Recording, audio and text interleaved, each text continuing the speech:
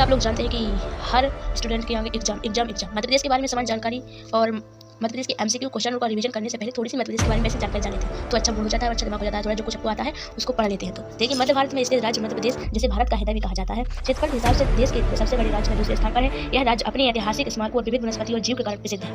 तो देखिए, आप लोग तो जानते हैं मध्य प्रदेश में सोयाबीन अपनी वनस्पतियों और वन्यजीवों के कारण बहुत प्रसिद्ध है और यूनेस्को द्वारा प्रसिद्ध विश्व धरोहर जैसे खजुराहो मंदिर भीमबेटका का इसी राज्य में स्थित है। मध्य प्रदेश अपने शास्त्रीय लोक संगीत के लिए प्रसिद्ध है। चलिए हम जल्दी से और देखते हैं और फिर जानेंगे एमसीक्यू के नीचे।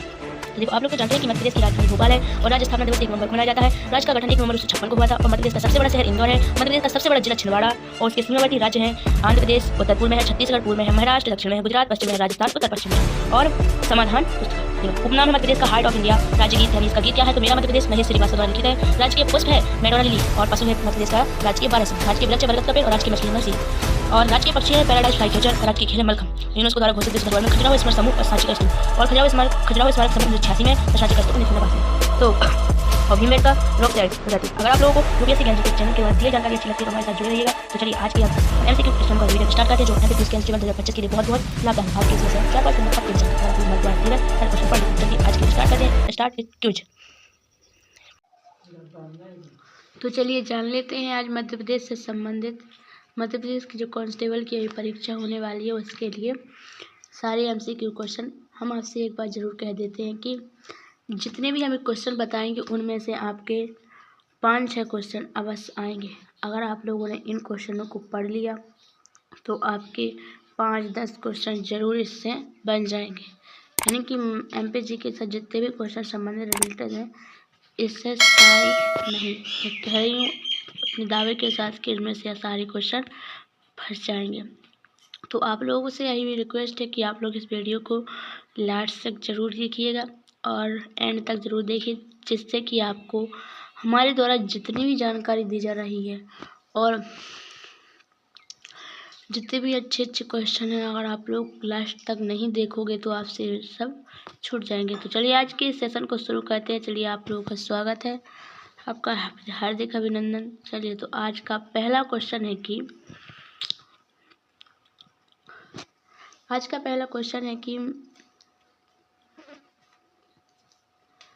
मध्य प्रदेश का वैदिक साहित्यों में मध्य प्रदेश का वैदिक साहित्यों में उल्लेख किस रूप में प्राप्त होता है? ऑप्शन ए है अवंती तथा चेदी, ऑप्शन बी है दक्षिणापद तथा रेवोत्तर, ऑप्शन सी है दशाण तथा अनूप, ऑप्शन डी है अनुपदेश या कारुदेश। तो मध्य प्रदेश का जो वैदिक साहित्य में उल्लेख है कैसा मिलता है, किस रूप में मिलता है, उसका क्या नाम मिलता है वैदिक साहित्य में? तो आपका इसका सही जवाब हो जाएगा आपका ऑप्शन बी बिल्कुल करेक्ट आंसर हो जाएगा। दक्षिणापद तथा रेवोत्तर के रूप में मध्य प्रदेश का उल्लेख वैदिक साहित्य में मिलता है। तो आपका ऑप्शन बी बिल्कुल सही जवाब है। चलिए इसके बारे में थोड़ी बहुत बेसिक जानकारी जान लेते हैं। तो इसके बारे में थोड़ी बेसिक जानकारी जान लेते हैं। तो क्या है कि इसकी व्याख्या करते हैं थोड़ी। वैदिक साहित्य में मध्य प्रदेश का उल्लेख वैदिक साहित्य में मध्य प्रदेश का उल्लेख है जो वैदिक साहित्य में मध्य प्रदेश का उल्लेख दक्षिणापद तथा रेवोत्तर के रूप में प्राप्त होता है। वैदिक साहित्य में मध्य प्रदेश का उल्लेख दक्षिणापद या रेवोत्तर के रूप में प्राप्त होता है। आपको इसको याद रख लेना है इनके नामों को, ताकि अगर पेपर में पूछा जाए तो आप लोगों को कोई भी डाउट ना रहे और आप लोग आसानी से इसका जवाब लगा सको। प्राप्त होता है। फिर इसके आगे है कि इसके अतिरिक्त कौशितक उपनिषद में अपरोक्ष रूप में विंध्य पर्वत एवं शतपथ ब्राह्मण में रेवोत्तरस का उल्लेख प्राप्त होता है। मनुस्मृति में जो हिमालय और विंध्याचल पर्वत के बीच का हिस्सा और बिन्सन यानी कि जहाँ सरस्वती नदी का लोप हुआ, बिन्सन का मतलब अगर पेपर में पूछ लिया जाए बिन्सन का क्या अर्थ है, यानी कि 1 नंबर में आ सकता है कि बिन्सन का क्या अर्थ है। तो इसका आपको यही क्वेश्चन है अर्थ देना है कि जहाँ पर सरस्वती नदी का लोप हुआ है, बिन्सन यानी कि जहाँ विनाश हो जाता है, जहाँ पर सरस्वती नदी का लोप हुआ है उसी को बिन्सन कहा जाता है। बेंसन के पूर्व में तथा प्रयाग के पश्चिम में स्थित है वह है मध्य प्रदेश, यानी कि जहाँ पर सरस्वती नदी के पूरब में और प्रयाग के पश्चिम में मध्य प्रदेश स्थित है। तो आप लोग इसको ध्यान से पढ़ लीजिएगा। और यही हम ज़्यादा बेसिक से नहीं बताएंगे क्योंकि ज़्यादा लंबी वीडियो हो जाएगी तो आप लोग फिर देखोगे नहीं। आप लोग इससे ज़रूर देखिएगा। इनको थोड़ा जो हम व्याख्या करते हैं इसको ज़रूर पढ़िएगा। इनमें 2-3-4 क्वेश्चन अवश्य बन जाते हैं, तो आप लोग इसको ज़रूर देखिएगा। चलिए आगे बढ़ते हैं। तो आपका दूसरा क्वेश्चन कहता है कि अविभाजित मध्य प्रदेश वर्ष 1926 की भौगोलिक स्थिति का 1956 की भौगोलिक स्थिति। यहाँ पर क्या पूछ रहा है? 1956 की भौगोलिक स्थिति। अगर 1956 से 2000 के बाद की स्थिति पूछे तो वो अलग है थोड़ी। तो इसका क्या है? इसका ऑप्शन हो जाएगा सी सही बिल्कुल। इसका ऑप्शन सी बिल्कुल करेक्ट आंसर हो जाएगा, यानी कि 17 डिग्री 66 सेल्सियस उत्तरी अक्षांश से 26 डिग्री 30 सेल्सियस उत्तरी अक्षांश तथा 74 डिग्री 9 सेल्सियस पूर्वी देशांतर से 84 डिग्री 51 पूर्वी देशांतर के बीच इसका विस्तार होता है। तो हम इस ऑप्शनों को कहाँ तक पढ़ेंगे तो वीडियो ज़्यादा लंबी होगी। आप लोग इन ऑप्शनों को भी पढ़ लीजिएगा ताकि पेपर में कोई भी डाउट न रहे। और जो कोई भी आपको कंफ्यूज हो या फिर डाउट हो तो कमेंट करके ज़रूर बताइए, हम उसका आपका सलूशन ज़रूर लेकर आएंगे। तो आप लोग तो जानते हो कि अभी हाल ही में मध्य प्रदेश में कांस्टेबल की परीक्षाएं, अन्य भारत में भी कुल परीक्षाएं होने वाली हैं। तो मध्य प्रदेश के जीके तो कुल आती ही आती है, लेकिन मध्य प्रदेश पुलिस कांस्टेबल में आधे से ज़्यादा मध्य प्रदेश की जीके आती है और जीके वो ल्यूसेंट की जीके तो थोड़ी सी ही आती है क्योंकि उस चलिए तो अपन ने दूसरा क्वेश्चन देखा था। अपन लोग दूसरे क्वेश्चन की व्याख्या देख लेते हैं। थोड़ा हमारा काम आ गया, थोड़ी बीच में तो हमने वीडियो रोक दिया था, हम फिर से बनाने लगे और फिर से बनाने लगे। तो चलिए इसकी व्याख्या की इसकी व्याख्या को देखिए अपन लोग। तो इसकी व्याख्या में इसका आंसर तो आप लोगों ने देख लिया था, इसकी व्याख्या देख लेते हैं। चलिए दूसरा क्वेश्चन को पढ़ लेना, अच्छे से देख लेना। इसकी व्याख्या है कि अविभाजित मध्य प्रदेश की भौगोलिक स्थिति का विस्तार 17 डिग्री 46 सेल्सियस उत्तरी अक्षांश से 26 डिग्री 30 सेल्सियस उत्तरी अक्षांश तथा 74 डिग्री 99 पूर्वी देशांतर से 84 डिग्री 51 सेल्सियस पूर्वी देशांतर के मध्य तथा इसका कुल क्षेत्रफल 4,43,446 वर्ग किलोमीटर था। तो इसका देखो पूरा विस्तार 1956 से पहले था, लेकिन 1956 के बाद इसका विस्तार भी बदल गया था क्योंकि इससे है जो तो 1956 से पहले जो मध्य प्रदेश की स्थिति थी वो अलग थी। और 2000 के बाद जब मध्य प्रदेश का पूर्ण रूप से गठन हुआ था ना 1 नवंबर 2000 को, तो तब मध्य प्रदेश की स्थिति अलग हो गई थी। तो अपन लोगों को मध्य प्रदेश का जो गठन हुआ था उससे पहले की जानकारी और मध्य प्रदेश का गठन हो चुका था उसके बाद की भी जानकारी, इन दोनों को याद रखना बहुत महत्वपूर्ण है क्योंकि इन्हीं से ज़्यादातर सवाल पूछे जाते हैं, इन्हीं में कन्फ्यूज किया जाता है। आपसे कह दीजिएगा, आपसे तो सिर्फ ऐसा मिलान करने के लिए कह दिया, कुछ 4 ऑप्शन दे देंगे और आपको उसमें से छांटने पड़ जाएंगे, तो ऐसे क्वेश्चन आते हैं। तो चलिए आज के हम तीसरे सवाल पर चलते हैं। तो आज का तीसरा क्वेश्चन क्या कहता है? आपका तीसरा क्वेश्चन है ब्रिटिशकालीन मध्य भारत में उत्तर पश्चिमी प्रांतों के गठन के पश्चात वर्तमान मध्य प्रदेश का कौन सा क्षेत्र दक्षिण बुंदेलखंड के क्षेत्र के अंतर्गत में सम्मिलित नहीं था और सारे जितने थे दक्षिणी बुंदेलखंड के क्षेत्र में मतलब सम्मिलित थे। तो इसमें कौन सा था? ऑप्शन ई में तो है Rajgarh, option B Panna, option C Chhatarpur, option D Datia. ये तो इस साइड पड़ जाते हैं, लेकिन दक्षिण में जो नहीं था वो था ऑप्शन ए, आपका सही जवाब हो जाएगा, यानी कि राजगढ़ जो था। जब ब्रिटिश काल में मध्य भारत के उत्तर पश्चिमी प्रांतों के गठन के पश्चात वर्तमान मध्य प्रदेश का जो राजगढ़ था वो दक्षिणी बुंदेलखंड के क्षेत्र में सम्मिलित नहीं था और इतने छतरपुर, पन्ना, दतिया ये सारे क्षेत्र सम्मिलित थे। तो चलिए आज की इस व्याख्या को देख लेते हैं। इसकी व्याख्या कहती है कि 1835 में ईस्वी में उत्तर पश्चिमी प्रांतों के गठन किया गया। उत्तर पश्चिमी प्रांतों के अंतर्गत उत्तरी बुंदेलखंड क्षेत्र के झांसी, जालौन, बांदा, हमीरपुर तथा दक्षिणी बुंदेलखंड क्षेत्र के दतिया, ओरछा, छतरपुर और पन्ना आदि छोटे छोटे सामंती राज्यों को सम्मिलित किया गया था। 1857 ईस्वी में इन क्षेत्रों का प्रशासनिक पर्यवेक्षण पुनः उत्तर पश्चिमी प्रांतों की ब्रिटिश सरकार को प्रदान किया गया था, जो 1861 ईस्वी में 21 मध्य प्रांतों के लिए विलय तक उसी के अधीन रहा। 22 मार्च 1902 को आगरा एवं अवध की 2 प्रेसिडेंसी को सम्मिलित कर संयुक्त प्रांत आगरा एवं अवध का गठन किया गया, जिसमें उत्तरी बुंदेलखंड क्षेत्र के समस्त भागों को सम्मिलित कर लिया गया तथा मध्य बुंदेलखंड के विभिन्न क्षेत्रों को ग्वालियर के सिंधिया तथा इंदौर के होलकर राज्य क्षेत्रों के साथ सम्मिलित कर सेंट्रल इंडिया एजेंसी नाम दिया गया था। सबसे पहले मध्य प्रदेश का नाम क्या था? Central India agency. इसका नाम था सेंट्रल इंडिया एजेंसी। पहले था मध्य प्रदेश का नाम सेंट्रल इंडिया, लेकिन बाद में इसका गठन होकर लड़ाई झगड़ा सारे जितने भी तमाम मामले थे सबसे हल होकर के इसका नाम रखा गया था। सिर्फ मध्य में पड़ता है इसलिए मध्य प्रदेश रखा गया था। और इन सारी जानकारी को आप लोग जीके में ना लीजिएगा, इसको सारी को पढ़िएगा तभी आपको समझ में आएगा। चलिए अगला क्वेश्चन देख लेते हैं, चौथा। ब्रिटिश शासनकाल में बरार प्रांत के अंतर्गत दक्षिणी बरार प्रांत का मुख्यालय वर्तमान मध्य प्रदेश के किस जिले में स्थित था? तो option A Balaghat, option B Nagpur, option C Bhopal, option D Sagar. तो आपका सही जवाब हो जाएगा ऑप्शन ए बालाघाट। ब्रिटिश शासनकाल में बरार प्रांत के अंतर्गत दक्षिणी बरार प्रांत का मुख्यालय कहाँ पर था? तो बालाघाट में था। बरार का मुख्यालय दक्षिणी बरार प्रांत का। तो जब ये बरार और सेंट्रल प्रेगनेंसी इंटेलिजेंसी के नाम दिया गया तो इनके अलग राजधानी इनके एक मुख्यालय हुआ करते थे जहाँ पर सारे काम हुआ करते थे। तो इसकी व्याख्या तो पढ़ लेते क्योंकि इससे ज़्यादा क्वेश्चन बन जाते हैं। बरार प्रांत था जो सतपुड़ा और अजंता पर्वत के मध्य में स्थित है। मतलब बरार प्रांत कहाँ पर था? सतपुड़ा और अजंता पर्वत श्रृंखला में स्थित था। जिसका क्या क्षेत्रफल था? अगर पूछा जाए इसका क्षेत्रफल याद रख लेना क्योंकि बहुत महत्वपूर्ण। 28,515 वर्ग किलोमीटर था इसका क्षेत्रफल। बरार मूलतः पेशवा के राज्य क्षेत्र का अंग था। पेशवा यानी कि एक राजा हुआ करते थे, उनके क्षेत्र का अंग था, जिसको मराठा संघ को पराजित करने के उद्देश्य से अंग्रेजों को सहायता प्रदान करने के बदले पुरस्कार के रूप में शर्त पर हैदराबाद के निजाम के अधिकार में सम्मिलित किया गया था। तो ये जब बरार था तो जब अंग्रेजों को इसको चाहता था, हैदराबाद के निजाम को उन्होंने पैसे या रिश्वत दे करके सम्मिलित किया था, मतलब किया गया था। और वह अपनी खर्च में एक सहायक सैनिक रखेगा। बरार प्रांत जिसे पहले हैदराबाद के निजाम द्वारा शासित किया गया था, किंतु 1853 ईस्वी के पश्चात अंग्रेजों द्वारा प्रशासित किया गया। बरार प्रांत को प्रशासनिक व्यवस्था के दृष्टिकोण से दो भागों क्रमशः उत्तरी बरार और दक्षिणी बरार। बालाघाट का मतलब मुख्यालय हिंगोली तथा उत्तरी बरार का मुख्यालय बुल्ढाना यानी महाराष्ट्र में स्थित था।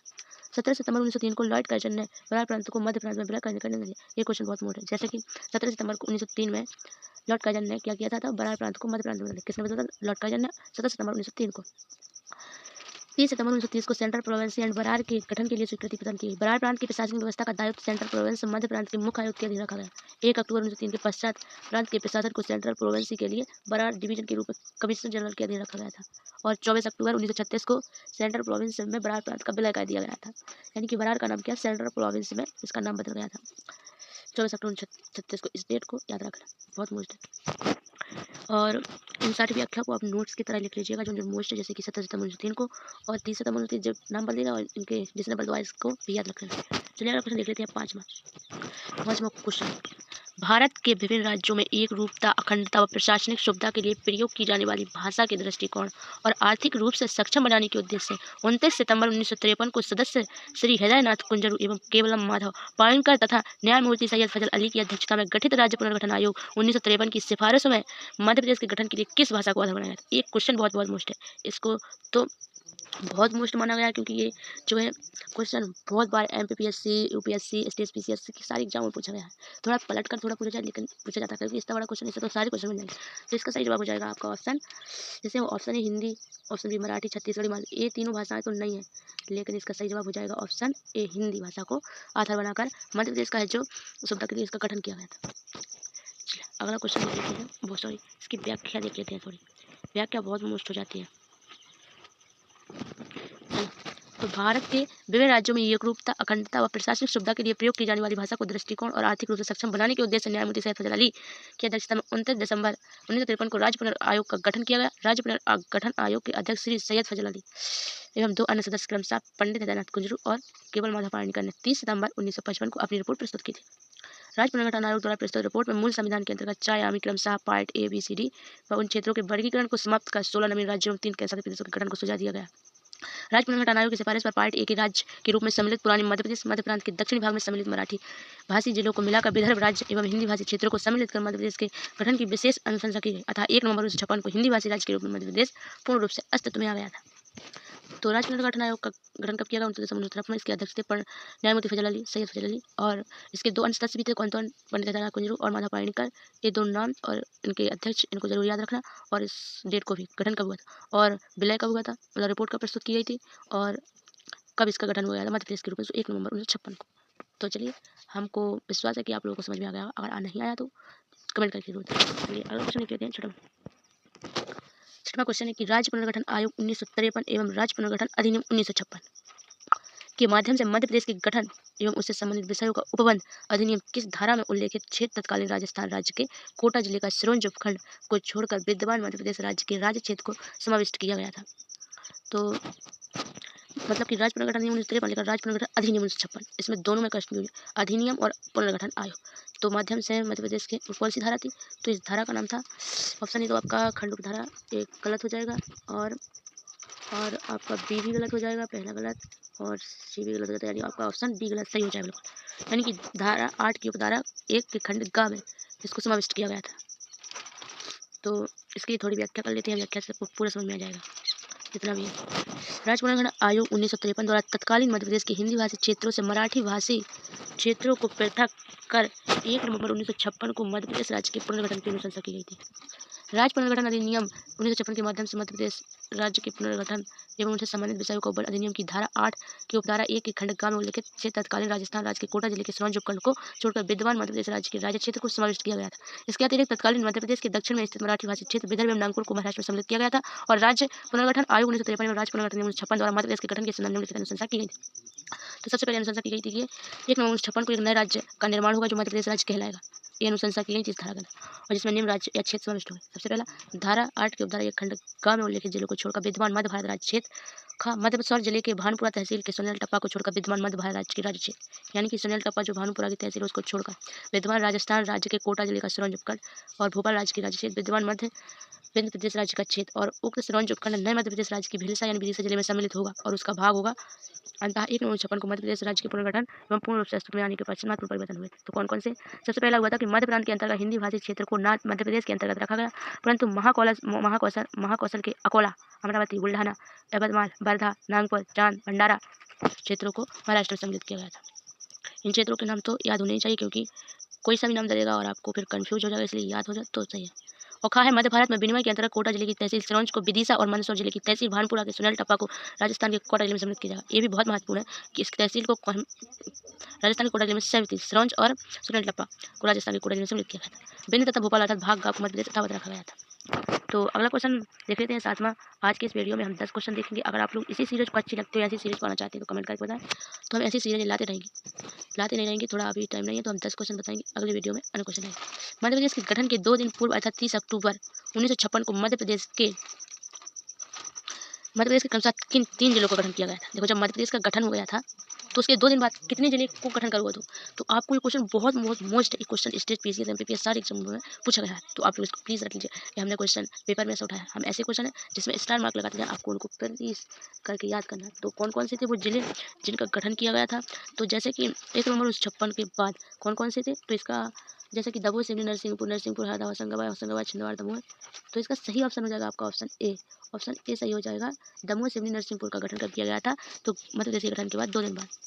देखो, सबसे पहले इसकी व्याख्या में सारे जवाब मिल जाएंगे, जितने भी क्वेश्चन या ऑप्शन में दिए गए सारे। देखो, 1 नवंबर 1956 को मध्य प्रदेश के गठन के 2 दिन पूर्व अर्थात 30 अक्टूबर 1956 को मध्य प्रदेश के 3 जिलों क्रमशः दमोह, सिवनी और नरसिंहपुर जिले का गठन किया गया।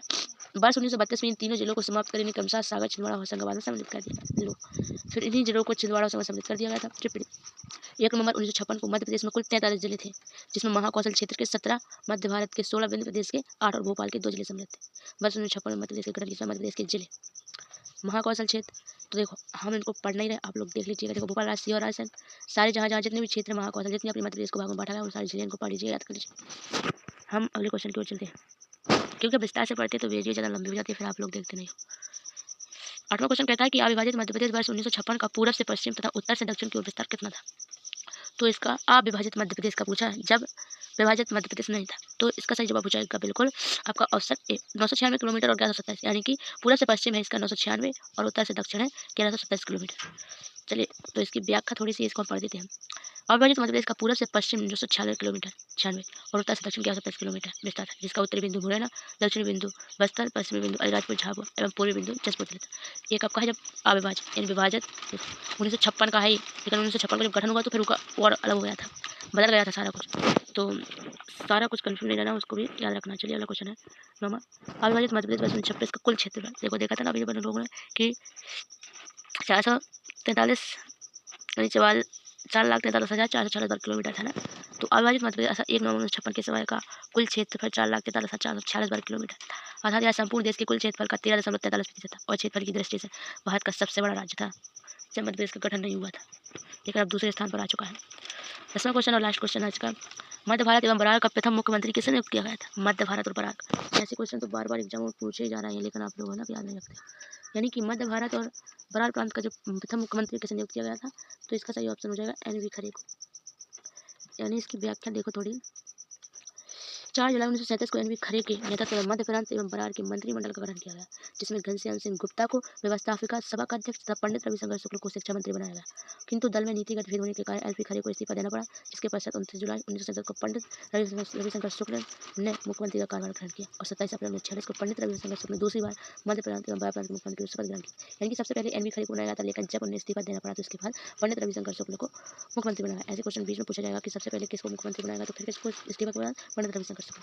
तो देखिए हमारे पास अगले क्वेश्चन बहुत सारे हैं ऐसे, लेकिन अगर आप लोग कमेंट करके बताओगे तो हम ये क्वेश्चन लाएंगे और ज़्यादा लंबी वीडियो बना देंगे। अभी तो आप लोग फिर देखोगे ऐसी वीडियो पड़ी रहेगी और हम इतनी मेहनत करते हैं तो फिर हमारी मेहनत करके हमने भी तो पढ़ाई की, हमारी भी तो कुछ सोच लिए, कुछ सोचे हैं। तो आप लोग प्लीज़ एक कमेंट करके बताइए। अगर आपको इसकी PDF चाहिए था, हम व्हाट्सअप नंबर दे देंगे अपनी इस पर, तो आप लोग उसको ज्वाइन कर लीजिएगा। वहाँ पर PDF मिलेगा और टेलीग्राम का नाम बता देंगे, शेयर कर देंगे, तो आप लोग उसको ज्वाइन कर लीजिएगा। तो आज के लिए इतना ही। जय हिंद, जय भारत, धन्यवाद।